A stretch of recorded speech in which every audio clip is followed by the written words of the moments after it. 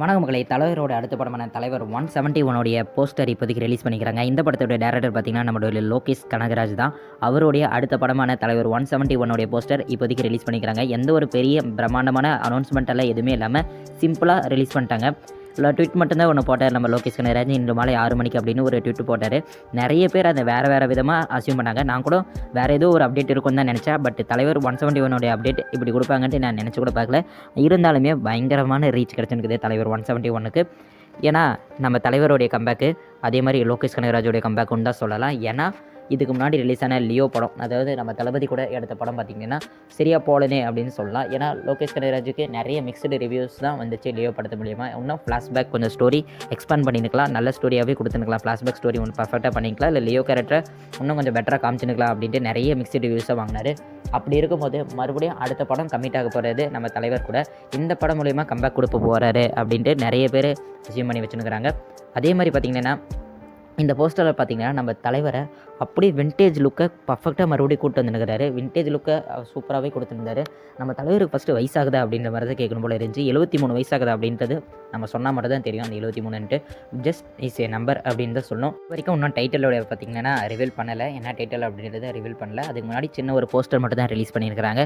இது மூலயமா டைட்டில் எப்படி இருக்கும் அப்படின்றத நம்ம ஜட்ஜ் பண்ணலாம் அப்படின்னு கேட்டிங்கன்னா, டைட்டில் எனக்கு தெரிஞ்சு அந்த நம்மளுடைய தலைவருடைய பேராக தான் இருக்கும்னு நினைக்கிறேன். படத்தில் என்ன தலைவருடைய பேரோ அதுதான் டைட்டிலாக இருக்கும்னு நினைக்கிறேன். ஏன்னா மாநகரம் தவிர்த்து அதுக்கு மேலே வந்த எல்லா படமும் லோகேஷ் கனகராஜோட படமும் பார்த்திங்கன்னா அந்த டைட்டில் பார்த்திங்கன்னா அந்த கேரக்டரோட லிங்க் ஆகும். அந்த படத்தில் இருக்கிற மெயின் கேரக்டர், அந்த கேரக்டரோடைய ரோல் அதுதான் நம்ம டைட்டில் வச்சுருப்பார். கைதியாக இருக்கட்டும், விக்ரமாக இருக்கட்டும், மாஸ்டராக இருக்கட்டும், லியோவாக இருக்கட்டும். லியோ பார்த்திங்கன்னா அந்த படத்தோடைய மெயின் கேரக்டர், அதே மாதிரி விக்ரம் அந்த படத்தோடைய மெயின் கேரக்டர், மாஸ்டர் அந்த படத்தோடைய மெயின் கேரக்டர், அதே மாதிரி கைதி அப்படின்றதும் அந்த படத்தோடைய மெயின் கேரக்டர். அது டில்லின்னு தான் வச்சுருக்கணும், பரவாயில்ல கைதின்னு வச்சுட்டாங்க, விட்ருங்க. சரி ரைட்டு. இப்போ நம்ம தலைவர் 171 போஸ்டரை ஃபுல்லாக டீகோட் பண்ணலாம். இந்த போஸ்டரில் என்னென்ன டீட்டெயில்ஸ் இருக்குது அப்படின்றத என்னால் முடிஞ்ச அளவுக்கு கரெக்டாக சொல்ல ட்ரை பண்ணுறேன். அப்படி எதை வச்சு நான் மிஸ் பண்ணினேன்னா அது எல்லாத்தையும் கமெண்ட் செக்ஷனில் கொட்டிட்டு போங்க, நிறைய பேர் பார்த்து தெரிஞ்சுக்குவாங்க. சரி வாங்க வீடியோக்குள்ளே போயிடலாம். ஃபர்ஸ்ட் ஆஃப் ஆல் இந்த போஸ்டர் பார்த்திங்கன்னா ஃபுல்லாக பிளாக் அண்ட் ஒயிட்டில் கொடுத்துருக்காங்க. பிளாக் அண்ட் ஒயிட் அப்படின்னோடனே எனக்கு 90s இல்லை 80s அந்த மாதிரி இங்கே இருக்கிற ஒரு ப்ரியர் மூவியை இப்போ ப்ரெசென்ட் பண்ணலாம் அப்படின்ற மாதிரி நம்ம லோகேஷ் கனகராஜ் பிளான் பண்ணிக்கிறவரோ என்னவோ தெரில. ஏன்னா இது வரைக்கும் அவர் ரிலீஸ் பண்ண எந்த படத்துலையுமே பார்த்திங்கன்னா ப்ரியர் மூவி எதுவும் இருந்ததில்லை. அதாவது பர்டிகுலராக ஒரு பீரியடை அவர் ஷூட் பண்ணி இது வரைக்கும் ரிலீஸ் பண்ணதில்லை. இந்த மூவி ஒரு வேளை 90s பீரியடில் நடந்த ஒரு சம்பவத்தை அதை ரெப்ரசென்ட் பண்ணி இந்த மூவியை ப்ரெசென்ட் பண்ணுறதுக்கு நிறைய வாய்ப்பு இருக்குது. ஏன்னா அவர் கையில் நிறைய வாட்சஸ் இருக்கிற மாதிரி காமிச்சுன்னுக்கிறாங்க. இந்த பிளாக் அண்ட் ஒயிட் தவிர்த்து வேறு ஒரு கலர் இதில் இன்க்ளூட் ஆகிருக்குது அப்படின்னு கேட்டிங்கன்னா அது கோல்டு மட்டும்தான்.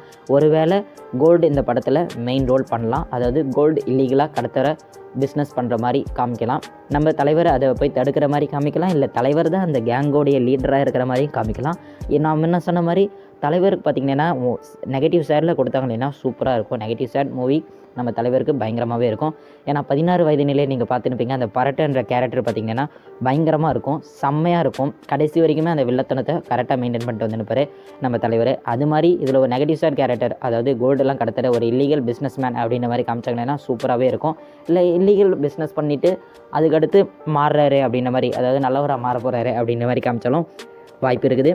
நம்ம லோகேஷ் கனகராஜ் ஒரு எக்ஸ்பெரிமெண்டல் ஃபிலிமாக இது இருக்கும்னு நினைக்கிறேன். ஏன்னா நிறைய வாட்சஸ் எல்லாத்தையும் காமிச்சுன்னுக்கிறாரு. ஒரு வேளை இது எக்ஸ்பெரிமெண்டல் ஃபிலிமாக இருந்துச்சுன்னா பயங்கரமாகவே இருக்கும். ஏன்னா நம்ம தலைவர் வச்சு ஒரு எக்ஸ்பெரிமெண்டல் ஃபிலிம் நம்ம லோகேஷ் கனகராஜ் கொடுக்க போகிறாருன்னா அப்போ எப்படி ரைட்டிங் இருக்கும் அப்படின்றத நீங்களே யோசிச்சு பாருங்கள். ரைட்டிங் பர்ஃபெக்டாக பண்ணியிருப்பார் நம்ம லோகேஷ் கனகராஜ், அது குறைச்சலே இருக்காது. ஏன்னா அவருடைய கம்பேக் மூவியாக இது இருக்கும். நம்ம என்ன சொன்ன மாதிரி லியோ படத்தில் அவர் வாங்கின மிக்சடு ரிவ்யூஸ் எல்லாத்துக்கும் பதிலடி கொடுக்குற மாதிரி இந்த படம் பர்ஃபெக்டாக அமையும் அப்படின்னு நினைக்கிறேன். இந்த போஸ்ட்டை பார்த்துட்டு இன்னும் நிறைய பேர் என்னென்னு திரும்ப சொல்லின்னு சுற்றுறாங்க, இந்த படமும் எல்சியூக்குள்ளே தான் வருது, ரோலக்ஸ்க்கு அப்போனா நம்ம தலைவரை இழக்க போகிறாங்க, லோகேஷ் கனகராஜ் சீக்கிரட்டாக ஒரு சம்பவம் பண்ண போகிறாரு அப்படின்ற மாதிரி ஒரு கேங் சொல்லின்னு சுற்றின்னு கிடக்குது. இந்த மாதிரி ஃபேக் ஸ்டோரிஸ் எல்லாத்தையுமே க்ரியேட் பண்ணதை ஃபஸ்ட் ஆஃப் ஆல் நம்ம அவாய்ட் பண்ணணும். ஏன்னா இது மாதிரி தான் லியோ படத்துக்கு நிறைய ஃபேக் ஸ்டோரிஸ் க்ரியேட் பண்ணி அந்த படத்துக்கான எக்ஸ்பெக்டேஷன் ஓவர்லோட் ஆகிடுச்சு. கடைசி அந்த படம் ரிலீஸ் ஆகிட்டு அந்த படத்தை பார்த்துட்டு அப்புறம் சாட்டிஸ்ஃபிகேஷனே இல்லாமல் போயிடுச்சு. அதனால் தலைவர் 171க்கு எந்த ஒரு ஃபேக் ஸ்டோரிஸும் க்ரியேட் பண்ணாதீங்க. ஏன்னா லோகேஷ் கனகராஜ் ஆல்ரெடி சொல்லிட்டாரு என்னன்ட்டு, இது ஒரு ஸ்டாண்டர்ட் மூவி, இதுக்கும் எல்சியூக்கும் சம்மந்தமே இல்லை அப்படின்ற மாதிரி நம்ம லோகேஷ் கனகராஜ் அதுக்கு முன்னாடியே சொல்லிட்டாரு. அது விட்டு போட்டு மறுபடியும் இதுக்கு ஒரு ஃபேக் ஸ்டோரிஸ் நிறைய க்ரியேட் பண்ணிட்டு அப்புறம் தலைவர் 171 லியோ படம் மாதிரி சாட்டிஸ்ஃபேக்ஷன் இல்லாமல் பண்ணிடாதீங்க. ஏன்னா கேட்டிங்கன்னா லியோ படத்தோட கேரக்டர் கரெக்டாக தான் இருந்துச்சு, அந்த கதையும் நல்லா தான் இருந்துச்சு, அந்த படமும் கரெக்டாக தான் இருந்துச்சு. நம்மளோட எக்ஸ்பெக்டேஷனை அது சாட்டிஸ்ஃபேக்ஷன் பண்ணல. ஏன்னா நம்மளோட எக்ஸ்பெக்டேஷன் அதிகமான ஆக்குனதுக்கு காரணமே இந்த ஃபேக் ஸ்டோரிஸ் தான். நிறைய ஃபேக் ஸ்டோரிஸை கேட்டு இந்த மாதிரி இருக்குமோ, ஒருவேளை இப்படி நடக்குமோ, ஒருவேளை இப்படி இருக்குமோ அப்படின்னு நினச்சிட்டு போனோம். கடைசியாக நம்ம நினச்சது எதுவுமே அங்கே நடக்கலை அப்படின்றதுனால தான் சாட்டிஸ்ஃபேக்ஷனே நம்மளுக்கு கொடுக்கல. அதனால் தலைவர் 171க்கு அந்த ஒரு ஃபேக் ஸ்டோரியும் கிரியேட் பண்ணாதீங்க. ஏன்னா இது ஸ்டாண்டர்ட் மூவி அப்படின்றத நான் ஃபர்ஸ்ட் ஆஃப் ஆல் சொல்லிடுறேன். அதுக்கடுத்து பார்த்திங்கன்னா இந்த படத்தில் தலைவர் 171 அப்படின்றது பார்த்திங்கன்னா 171 பார்த்திங்கன்னா ஃபுல்லாக ப்ளட்டில் கொடுத்து வச்சுருக்கிறாரு நம்ம லோகேஷ் கனகராஜ். ஏன்னா இ லவ்ஸ் பிளட் இஸ் ஸ்வீட், அதனால் ப்ளட்டில் கொடுத்து வச்சுருக்கிறாரு. ப்ளட்டு அப்படின்னாலே ஒரு வேளை தெரிக்க விடுவார், வாய்ப்பு இருக்குது. ஏன்னா எப்பயுமே நம்ம தலைவரோடைய ராசி அப்படி தான். நெல்சன் கூட பண்ணார், பயங்கரமாக இருந்துச்சு. அதே மாதிரி லோகேஷ் கனகராஜ் கூடயும் பயங்கரமாக இருக்கும். நான் எப்படி சொல்கிறேன்னு உங்களுக்கு புரியும்னு நினைக்கிறேன்.